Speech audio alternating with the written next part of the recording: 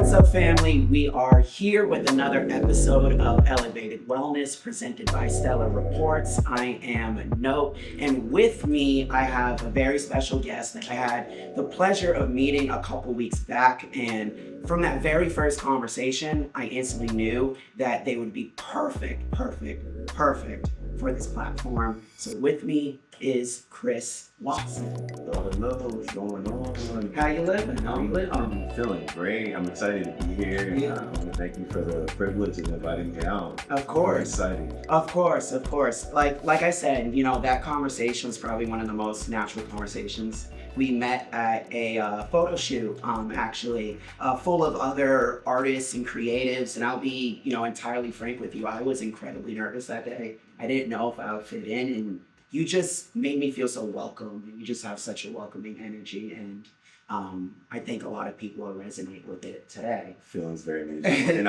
I told you that that conversation we had before the shoot.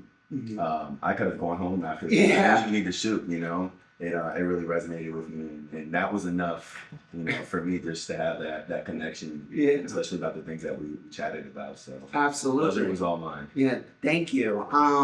So for those who don't know you, I had a little bit of time to get to know you, but for those who don't know you, how would you describe yourself? All right, well, I'm Chris Watson. At Chris Watson, it's XHRIS on social platforms. I'm a singer-songwriter from New Jersey, and I'm a huge mental health advocate, and I'm also a recovering addict, which is something that's really important for me to be vocal about, especially with my struggles and overcoming that and helping other people and being of service to other people in that aspect. So Yeah. Well, I appreciate you already being so vulnerable right at the top of this, which to me instantly kind of opens the floor to really like the magic and the core of these type of conversations, which is each individual person's mental health journey. What has your mental health journey been like? You mentioned you're a recovering addict and all that sort of stuff. So I guess tell me a little bit about that story. Like, what made you fall into it, and how did you end up climbing out of it? getting in touch with mental health definitely helped me to realize that addiction is just a byproduct of that, finding ways to cope and self-medicate and to kind of just cut the edge off of, pretty much my inability to regulate my own emotions and my own emotional responses to just life, I'm sure you can relate as a fellow creative. We can tend to be hypersensitive to the world around us. Yeah. And I had to take a step back and recognize that, I'm gonna have to be able to survive being a creative first and foremost. So there was some fundamental survival tools that I feel like I missed along the way because I spent so much of my life reaching and striving that I forgot to be a real person underneath all of that, And I'm grateful for the whole process because I learned so much along the way, and there's so many people that have processed life how I've processed life that they don't have a platform, they don't have a voice, they don't know how to articulate those struggles. So I'm really grateful for the whole thing. Yeah. I think one of the things that really resonated with me from our conversations is just how self-aware you've become within yourself. There's a lot of work that goes into that. And I would love to honestly dive into the specifics of that if you're open to it. Yeah, absolutely. What did that look like to have that? Like, what was the work that you had to put in to create that self-assurance, and knowing of yourself? I think I don't think self-assurance and self-awareness was ever my goal. I just had to change my life. Like I was at the end of my road, especially in active addiction. I just didn't want to die. Oh, wow. You know what I'm saying? So, when I first got clean and joined a 12-step fellowship, I was willing to do whatever anyone said to do in order to get better, And it took many years in that process before I even realized that I had mental health issues. But once I was able to get with qualified mental health professionals, I can trace it back to like, this has been going on long before drugs. Really? Before, yeah, I can trace it back to childhood. Wow. And I've just always been so hypersensitive as far back as I can remember, that a lot of the traits and a lot of the thinking patterns, they've been there for a very, very long time. So I do got to jump in then. What was your childhood like? Well, I was an Air Force kid. Really? Yeah, I was an Air Force kid. I grew up in Germany. But with my father being in the military, we had to travel a lot. So I think a lot of those connections and lifelong friendships that other people had, I didn't really get to experience that. Yeah. You know, there's certain connections with other people that I think give you a sense of who you are. And I think I kind of missed out on that. I still struggle with like self-identity. Really? You know, a lot of You times, seem so sure of yourself. So yeah. And a lot of times I rely on someone telling me what they think I am okay. to have that sense of identity. Yeah. And the more I talk about that, the more I feel like people are like, you know what, that actually kind of makes sense. Because it's like, I've always been into music. I've always been into being an artist and expression. And oftentimes, you know, when you're seeking validation, and I don't mean that in a negative light, you know, we all want to feel worthy, whether it's through our art or whether it's through our accomplishments in our career, whatever our profession is, we all want to feel a sense of accomplishment. So I don't think necessarily seeking validation is a bad thing. But along that way, I never really said, well, like, who is Chris? If you take that away, who is Chris? And I can still feel that way today, you know? Who is Chris underneath all that? And, you know, I used to be really hard on myself, too. Chris comes out when I'm being silly, when I'm having conversations like this, when I'm laughing, when I'm joking, when I'm being playful. But there's never really anyone there to like point that out, like, hey, that's the real Chris right there. You know, that's the real Chris. So I'm becoming more aware of when to turn it off and when to turn it on. Okay. And some days you just got to turn it off. Because I'm not, you know, I've experienced, you know, losing my mind and losing myself. And as much as I aspire for great things in my life, I'm not really willing to give up that sense of peace. Yeah. I'm not really willing to give up that sense of direction. And like, honestly, everything can go. Wow. If at the end of the road, I'm going to accomplish whatever I aspire to accomplish. And I still feel that sense of who am I? Yeah. Okay, great. Life is over. Now, what did I have? What kind of relationships did I establish? Yeah. Did I feel good about it? You know? Yeah, no, I can honestly attest to that. Oftentimes as creatives, and as people in general, I feel as though we're oftentimes judged by our accomplishments. We constantly seek that validation, that sense of you know, worthiness, and beyond the accomplishment, you know, who are you? Yeah. I guess it's funny because it's like I want to ask that question to you, but I just don't even know if I can even answer that question. A lot of people can't. Yeah. And like it's actually a conversation I've been having with a lot of people lately. You know, I was speaking to one lady recently, and I asked her, I was like, do you know who you are? And she said, I thought I did, and then I became a parent. And then my life became about my kids. So like now, no. You know? Do you think the answer to who you are is ever changing, or is it static and stationary? You know, the more we talk about it, the more generic I feel like the term, like, who are you, becomes. I think, like, ego tells us all that we're more than what we really are. In the grand scheme of the universe, like, let's be real about it. Like, there's a whole universe out there. And I think ego can, like, make us magnify our own importance and our own, you know, it can give us that sense of, like, terminal uniqueness that we think we're the only ones going through what we're going through. Yeah. You know? And I don't think, like, social media and media in general really helps the way it should. Okay.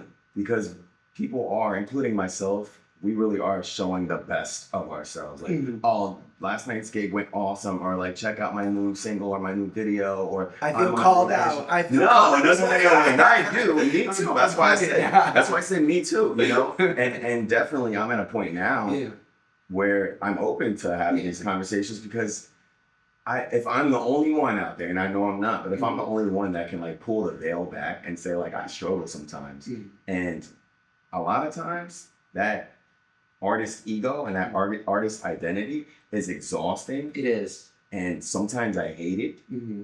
But you know, back to what you asked about like who are you?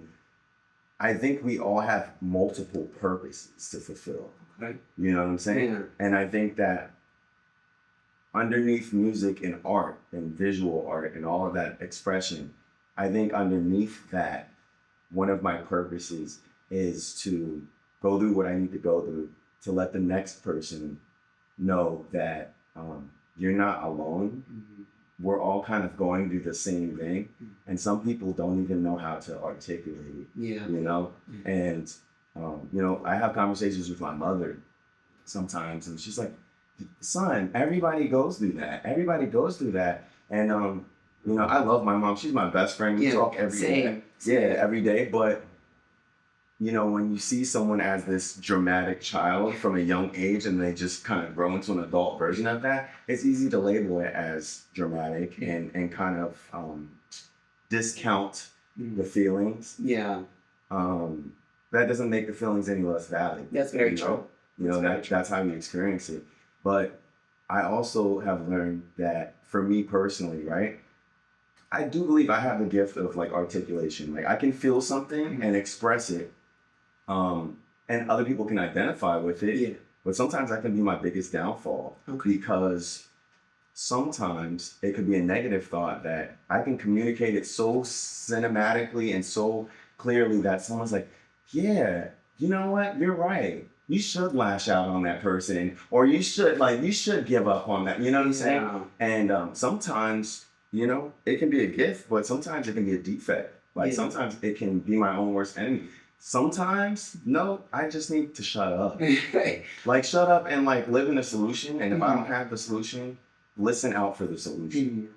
I do have to, because I resonate with that so much. You know, I struggle with that too. And for me, it was hard for me to want to go into therapy initially because I felt as though that I was too articulate. Like, what are they going to tell me that I don't already know?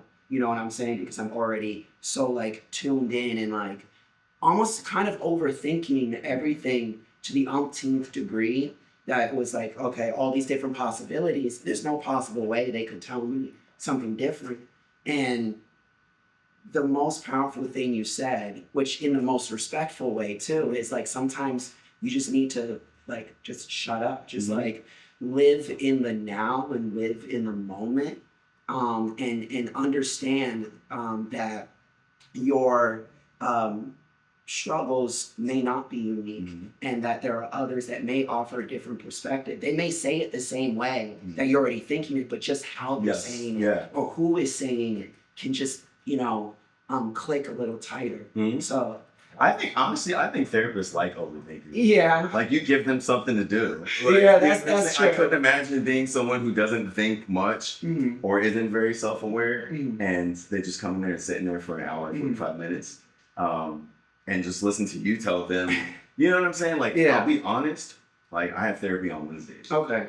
So sometimes, like, I say, like, go in there and be as crazy as you can, because the more I put out there, the more you can help me sort through. That's very true. You know what I'm saying? Like, the more you can help me get in touch with. And I really love therapy, and there's some days when I need it the most, I don't want to go. Like, I think about just texting them and saying, like, I don't feel good today, or whatever. And those are the days where I have the biggest breakthroughs. And, you know, sometimes I beat myself up and say, surely he's got to be tired of hearing the same things over and over again. But, you know, being in recovery, I sponsor people. You know, just like I've been sponsored. You know, I sponsor people that are trying to stay clean. And oftentimes they're talking about the same things over and over again. So like, oftentimes I can get a little paranoid or self-conscious that, I show up to therapy every week and I feel like there's some weeks where I'm talking about the same thing over and over again. And that's not really true. Like when you're staying the course, whether you're aware of it or not, you're gathering new evidence. These might be the same situations, but in every situation, you're becoming more and more aware. And, I've learned that like through helping other people, especially in recovery, oftentimes they're talking about the same things over and over again, or they might think that. And the way I perceive it is like, dude, you're staying clean? Mm-hmm. All right, well, this is the first day that you've experienced this with X amount of time clean, So it's always a different situation. It's always a new day, and I'm a firm believer in like you talk about what you have to talk about until that's not the thing to talk about anymore. Yeah. And sometimes that can be, I know from my own personal experience, sometimes I've talked about the same issues for years before I found a solution or before, I lived enough life that life taught me how to survive those kind of situations and overcome them. Yeah. No, I'm the same way. Like I'll end up talking about the same topic almost over and over again. Have you ever watched The Good Place at all? I don't even think I've heard of it. Oh, okay. Well, yeah. Oh, quick plug. The Good Place, amazing show. Honestly, I think you would resonate with it as well because it dives into these philosophical conversations. Mm-hmm. But there's one particular character in it named Chidi, and he described his brain almost like a fork in the garbage disposal. It's kind of like this like constant turning and spinning and stuff like that, and noise, and sometimes I feel like my brain is that way too, but to your point, going into therapy for me as well was eye-opening because talking about the same issue over and over again. New evidence. Gathering the evidence. Yeah. That's what it's all about. Yeah. You mentioned you went into, so you're a recovering addict, and you help other recovering addicts. What made you decide to go into that? I think a lot of people when they're going through a struggle, they may, it may be hard for them to turn around and go to the next person and try to help them. They need to focus on themselves. So what made you take the leap and say, you know what, I want to try to help others? I remember when I first got clean, I remember my sponsor at the time. I remember telling him, I was like, I'm grateful for everything you helped me with, but I could never do that. I could never sponsor someone. And I remember him telling me, you're not going to stay here and you're not going to stay clean if you get sponsored for something else. And I stayed clean for, I think it was about like 3 or 4 years when I first had someone ask me to sponsor them. And I realized, whoa, there's a whole other half of recovery that I hadn't even experienced yet. Because, they teach us in the fellowship that I'm a part of, we can only keep what we have if we give it away.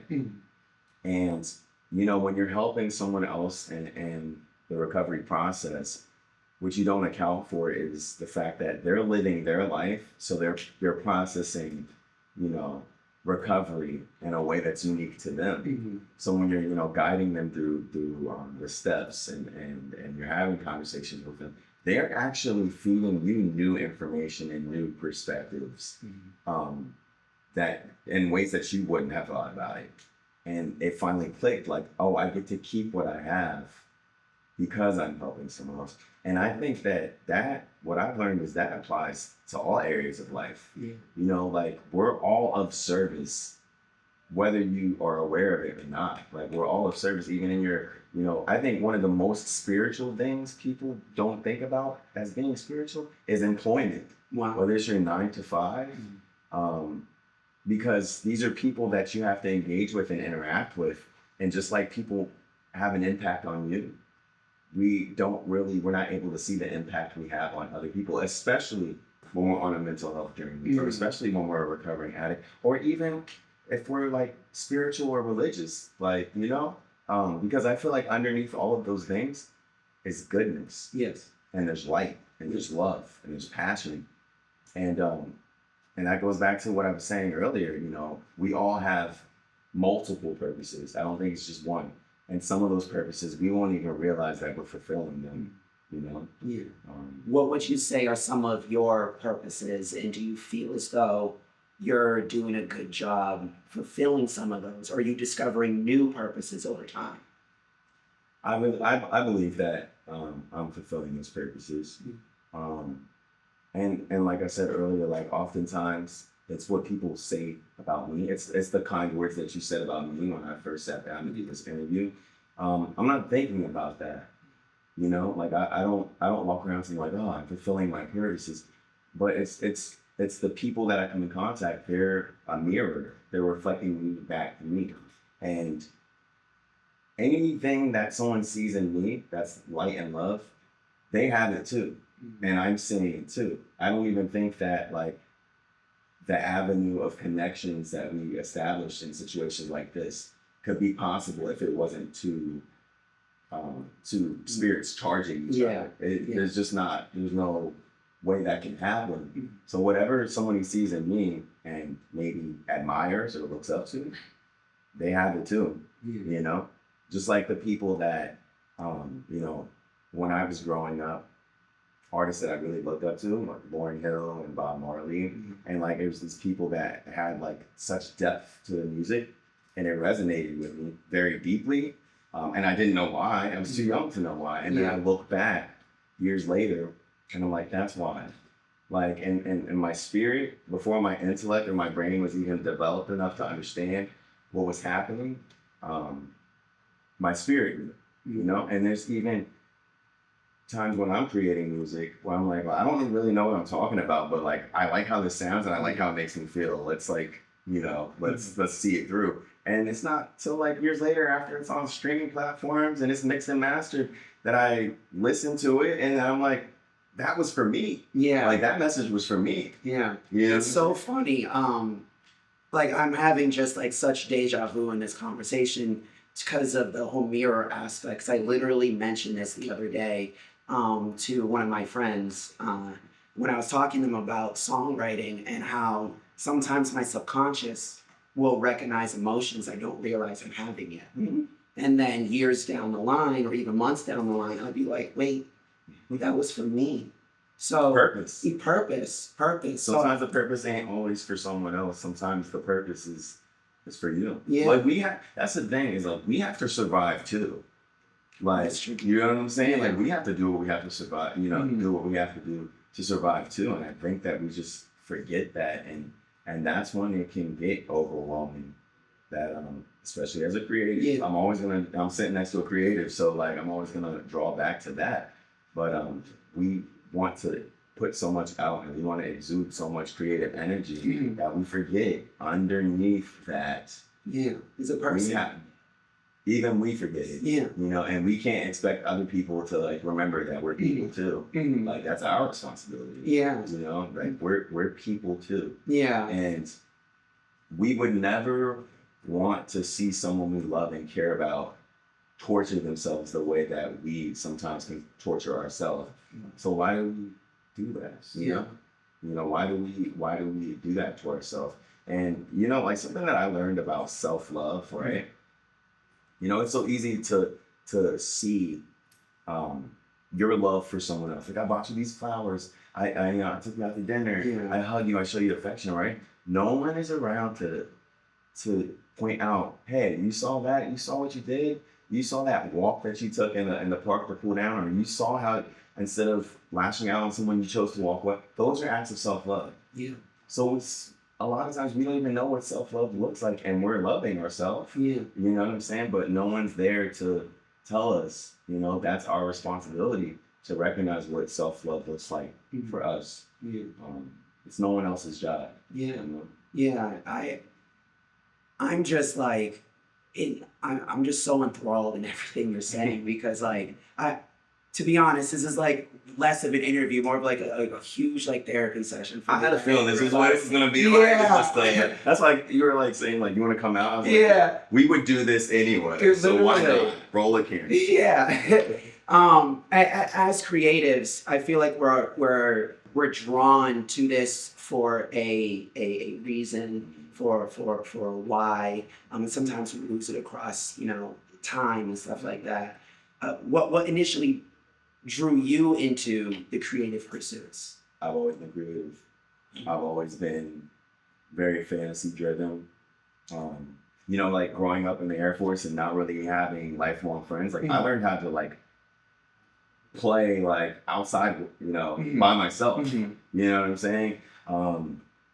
And even still to this day, I don't work with like a lot of producers or a lot of engineers. I Like, noticed when I was looking at the credits, especially for the most recent single. it's always me. It's you. Yeah. It's you. Even composed by you. Look, I don't play well with others. Like that's really what that's about. Like, a lot of people think like, oh, that's talent. Like, it's Yeah. like, no, I don't play well with others when it comes to creative. Because first off, I'm just the adult version of the child Mm. that I was, Mhm. and no one can see the fantasy in my head like I can see it. Yeah. So I noticed that it costs a lot of money to get someone else to Mhm. see something from your perspective. Yeah.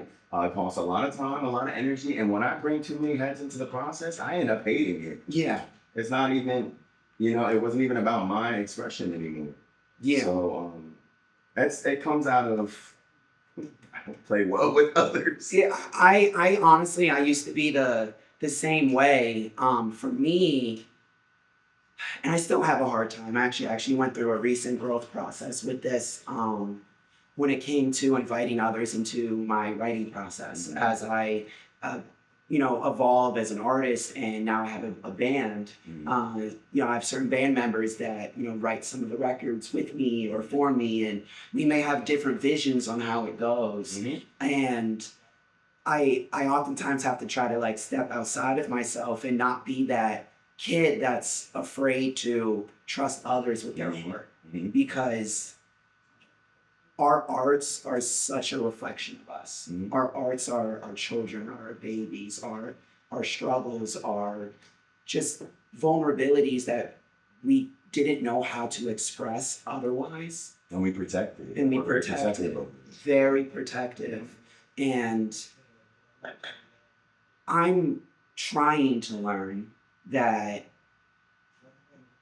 the best thing you can do to grow, elevate, and sometimes heal some of those things is share it with others, as scary as it is. Mhm. And finding people like yourself that you can resonate with and share with just goes such a long way. Yeah. Just You goes- said a word that sparked something in me. A word that I feel like I might have said this before too when we were at the park. Yeah. At the shoot. I don't like the word try. Yeah. Like, yeah, because you said I'm trying to learn. Mhm. How are you trying to learn? That's true. You're learning. Yeah. You know what I'm saying? It's like that's like a phrase that like I feel like people just like slap on to minimize their effort. And you're finding your tribe and you're doing it. You're learning. And I think ING is the most important letters in the alphabet, because like if you keep the ING, like I am learning, I am growing, those are the most, keeping it moving, like, keeping it as an action, and I love that you're so protective over your art, because I think that's artistic integrity. Like we have to find a balance between how much am I willing to give up of my original expression, and how much am I willing to like, no, this is, y'all better work around it. Yeah. This is what it is. Exactly. And like for me personally too, like I don't think I'll be like this forever. I think I'll find a tribe of people, and I think I've learned how to find a tribe, right? Like for me, it's easier to produce my own music and then hire instrumentalists to play on it that can play it, and I'll send like YouTube references, like I want it to sound like this or I want it to sound like that, and then get it back and edit it and then send it off for mixing and mastering. That's me finding my tribe in a way that works for me. So was that the creative process behind Elusive? Yep. That's how you. Yeah. I mean, I almost everything in Elusive. The only thing in Elusive that wasn't me on production for the most part was the guitar solo. Yeah, that guitar solo was beautiful. Yeah, I have not learned how to do like scales and guitar solos. But I can play rhythm guitar, right? Yeah. And with that solo, it was like a combination of me plucking a few notes here and there, and then two other guitar soloists. And I wasn't happy with anything that any of us did. And I ran out of money to keep paying musicians. And I wanted to give up. Yeah. And I said, I'm gonna sit down and I'm gonna cut and edit note for note until I build something that I could live with. And that's the solo. And then I had a great mixing and mastering engineer that could make it sound seamless. But that's how crazy I am. Like that's how I'm relentless. Like I will not give up. It's passion for the art. You know what I'm saying? Like when you're called to this, it's visceral. You know, it's something that like for me, I use the word obsession in the most loving way possible because I love this thing so much. I want to see it, through. And it's just so powerful that you saw your vision to the end. Most people would have given up. Most people would have said, hey, I guess that's what I received, or hey, I ran out of money, I'm just going to shelf this. But you found a solution. Yeah, I really was passionate about that song. No, don't get me wrong. There's been plenty of songs that I have given up on. And like I'll come across them a year later. It's like, revive it, like figure it out, But that one I wasn't willing to give up on. And honestly, a lot of people don't know, like I released that 2 months ago. I wrote that in 2018. Really? I wrote it in 2018. And I've written so much music over the course of the last 10 years that I've just had unrealistic expectations of where I want my life to be when I roll this out. And I just stopped caring about that. Like, the only way I can move on and find fresh things to be inspired by is let that go. Like, it's baggage, it's heavy. And I stopped trying to control how people perceive me. So what, I don't have a $500,000 budget to roll this song out with. Oh, well, oh, well, what's the alternative? It doesn't go out. Yeah, what's the alternative? Yeah. So it's just kind of like I've learned in a good way to stop taking myself so seriously. Yeah. And that's been in all aspects of my life with like social media. Everything had to be so. I'm a commercial and print model. Yeah. Right? Yeah. So like everything had to be so polished and perfect and edited and Photoshop and all that stuff. And I don't want to be that person anymore. Like there's really dope pictures from shoots that like I don't even want to post it because it's like I'm tired of being perfectly lit all the time. Like, you know what I'm saying? I'm tired of seeing every blemish or pimple photoshopped out. Like I'm a real person and trying to maintain perfection or what I think is perfection, which is just emulating somebody else that I envy or that has a budget. Yeah. And it's like, no. It's like, I don't want to do that anymore because if I continue to do that, I'm not going to make it, bro. Like, I'm not, like, mentally, I'm not going to make it. Yeah. It's just, I made a decision that I was just tired of being that. And the qualities that I started to admire in other people were people that were like, they're not afraid to be silly. Yeah. They're not afraid to be comical. They're not afraid to share inspiration. They're not gatekeeping information about how they survive life. No, life is short. I'm not here to be a representative of Chris. I'm here to be Chris, whoever Chris is, That you are I just want to say thank you for pushing that message in, because in this world we can oftentimes feel as though perfection is the thing to strive for rather than the best version of yourself is the thing to strive for. So thank you for pushing that, for advocating for that, for being so vulnerable, for being somebody who is in the industry, who, even for themselves, not promoting certain idealistic behaviors and stuff of that nature. And no shade to anybody. Yeah.